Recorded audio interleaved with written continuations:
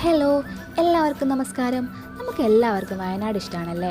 പക്ഷേ തിരക്കുകളിൽ നിന്നൊക്കെ മാറിയിട്ട് നല്ല ശാന്തമായിട്ടുള്ളൊരിടം വയനാട്ടിൽ തിരിയുന്നവർക്കാണ് ഇന്നത്തെ വീഡിയോ. നമ്മളിന്ന് പോയത് വയനാട്ടിലെ ഒരു ഹിഡൻ പ്ലേസ് ആയിട്ടുള്ള നെല്ലറച്ചൽ വ്യൂ പോയിന്റിലേക്കാണ്. കാരാപ്പുഴ ഡാമിൻ്റെ റിസർവോയറും അതിലില്ലാത്ത പച്ചപ്പൊക്കെ ചേർന്ന് ഒരു നല്ല വൈബുള്ള ഒരു പ്ലേസ്. ഇത് അമ്പലവയലിനടുത്താണ്.